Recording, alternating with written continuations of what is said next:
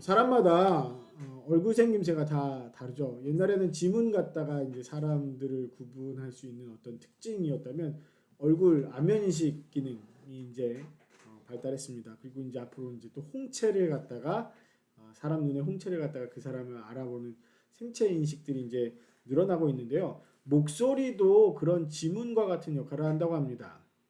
그러니까 목소리를 음문이라고 얘기를 하는 경우도 있어요. 양들은요, 지독한 근시입니다. 그래서 목자의 음성을 들어야만 합니다. 목자를 잘 알아보지 못하는 거예요. 눈으로는 잘 알아보지 못하는데 그 음성을 아마 듣고 반응하는 것 같습니다. 오늘 말씀을 보면 예수님이 나는 선한 목자다라고 말씀하시면서 양과 예수님과의 관계를 이렇게, 그러니까 우리와 예수님과의 관계를 설명을 하셨는데, 이 선한 목자의 음성을 들은 양들은 반응을 하게 되어 있습니다. 왜냐하면 그 목자로부터 사랑을 받았기 때문에 그 사랑 때문에 저 목자는 내 편이구나. 저 목자는 나를 사랑하는 선한 목자구나. 나를 위해서 목숨을 내어주는 그런 선한 목자구나라는 것을 인식하는 것이죠. 아는 것이죠. 그래서 그 음성에 반응합니다. 그렇게 선한 목자, 나를 사랑해 주시는 목자의 음성을 들었을 때 양들은 어떻게 하겠습니까? 우리를 위해서 목숨을 버렸다라고 요한일서 3장 16절에 말씀하는 그 선한 목자의 음성을 들었을 때 이 양들은 첫 번째로 그 목자를 따르게 됩니다.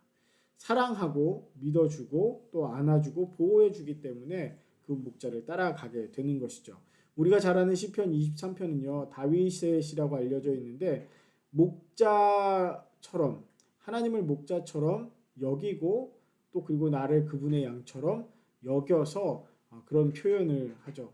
여호와는 나의 목자시니라고 말하면서 내가 여호와의 집에 영원히 살리로다 이렇게 고백하면서 끝납니다. 하나님의 사랑을 알고 받았고 그 음성에, 그 존재에 반응하기 때문이죠.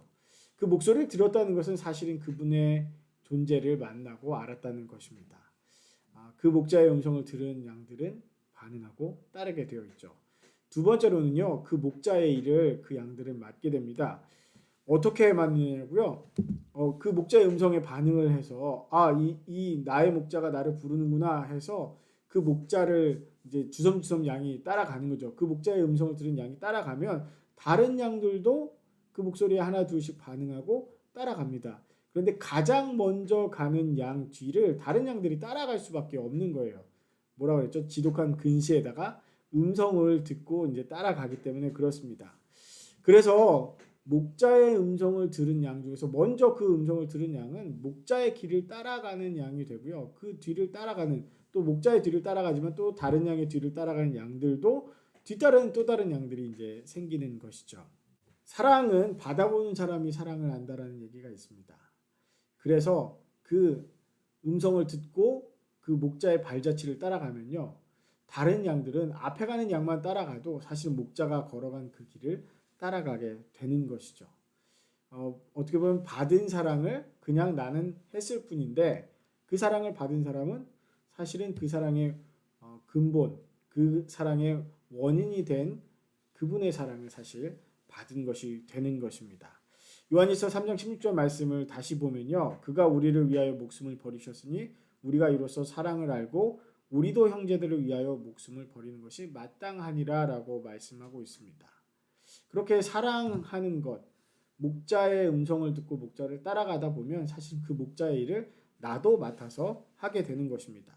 그리고 그 사랑에는 행함과 진실함이라는 것이 있습니다.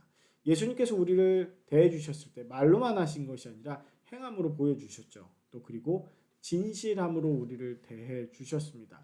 다른 이유나 다른 목적이 아니라 우리 자체를 그 대상으로 삼으시고 사랑해 주신 것이죠. 사랑을 행할 때 행함과 진실함, 사랑할 때 이것은 꼭 필요합니다. 선한 목자의 일은 바로 그렇게 행함과 진실함으로 사랑하는 것임을 기억하시기 바랍니다. 그리스도인은 목자의 음성에 따라서 반응을 했기에 그 일을 물려받은 사람들입니다. 먼저 사랑받았고 먼저 따랐기 때문입니다. 마지막으로는요. 하나님이 우리 안에 거하시는 줄 알게 됩니다. 그렇게 목자의 일을 받아가지고 그 일을 행하다 보면 하나님이 우리 안에 거하신다는 것을 이제 발견하게 되는 것이죠. 요한일서 3장 24절의 말씀은요. 우리에게 주신 성령으로 말미암아 그가 우리 안에 거하시는 줄을 우리가 아느니라라고 가르쳐 줍니다. 하나님의 말씀이신 예수 그리스도께서 가르쳐 주신 대로 살려고 하면, 그분의 발자취대로 살려고 하면 그 사람에게 성령께서 주님의 말씀을 생각나게 하시는 일들이 나타납니다.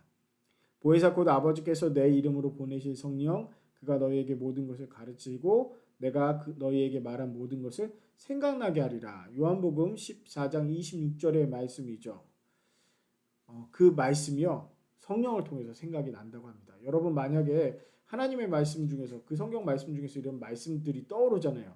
정확한 구절이나 정확한 이제 토시 하나 틀리지 않은 그런 말씀은 아닐지라도 그 말씀의 핵심들이 여러분에게 떠오른다면 그것은 성령께서 여러분 안에서 그 말씀을 생각나게 하시는 것입니다. 그러면 어떻게 되는 거죠? 하나님이 내 안에 계시는구나. 주님께서 내 안에 함께 하시는구나. 그렇게 아시면 되는 것이죠. 우리가 성경을 읽든 혹은 신앙서적이나 혹은 깊이 고찰할 수 있는 신학서적을 읽든 혹은 세상에서 유명한 문학가들의 어떤 글들을 읽든 하나님의 말씀과 하나님의 뜻이 생각날 수 있다면, 그 안에서 우리가 사랑하며 반응한다면 그것이 얼마나 기쁜 일이겠습니까? 우리에게 떠오르는 하나님의 말씀을 그저 흘려보내시지 마시고 우리에게 선한 목자의 음성이 들렸다라고 생각하시고 그 음성에 반응해서 목자를 따라가시고 그 목자의 일을 맡으시고 하나님이 우리 안에 계신다는 것을 기억하며 살아가시는 저와 여러분 되시기를 주님의 이름으로 축원합니다. 네, 기도하겠습니다.